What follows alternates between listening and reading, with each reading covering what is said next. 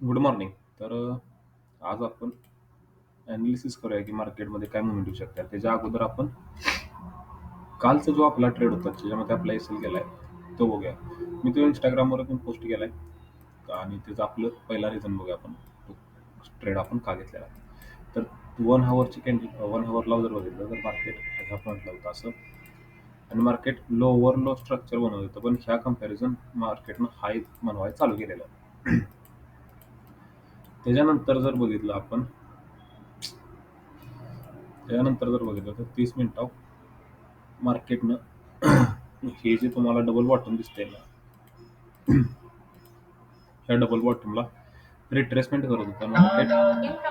ह्याच्या खाली क्लोजिंग देत नव्हतं, ह्या लोच्या खाली. आणि काइंड ऑफ मार्केटने ह्या पॉईंटची लिक्विडिटी घेतली होती. ह्या पॉईंटची अशी लिक्विडिटी ग्रॅब केली. आता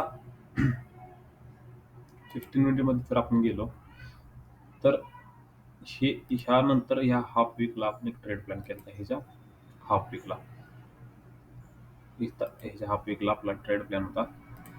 म्हणजे इथं असा आपला ट्रेड होता आणि त्याचा एस-एल पण खूपच छोटा होता. म्हणजे ह्याच्याच खाली, ह्या पॉईंटच्या खाली असा एस-एल होता आणि टार्गेट आपलं होतं 80 असं होतं काहीतरी.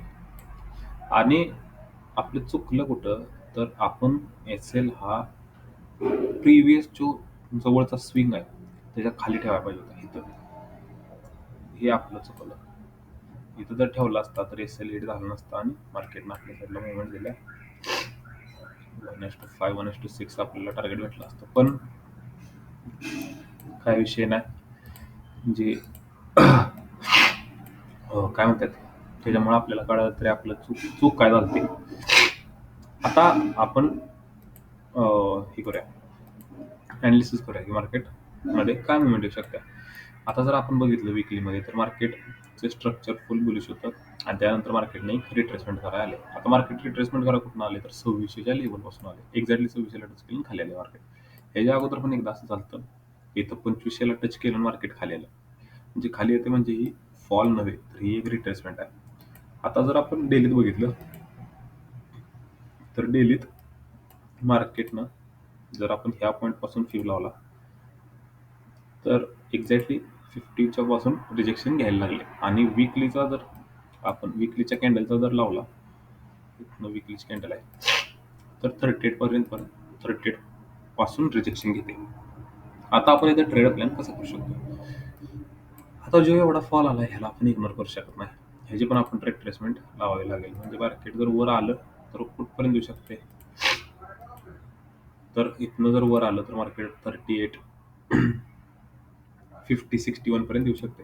आणि इथून जर एखादा फॉल आला आणि ह्या कंपॅरिझन जर हाय बनवला तर इथे एक आपली एंट्री प्लॅन होईल आणि इथलं टार्गेट असं असं राहील. ह्या हाफ वीक पर्यंत पहिलं टार्गेट राहील. असं एक प्लॅन आपला होऊ शकतो. म्हणजे ही हायर हाय म्हणायला लागले.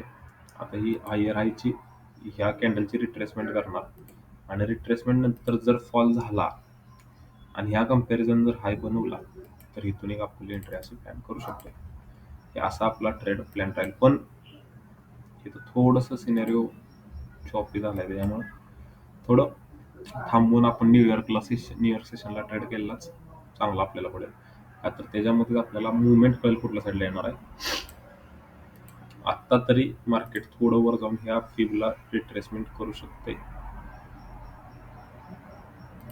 या फिबला असं वर जाऊन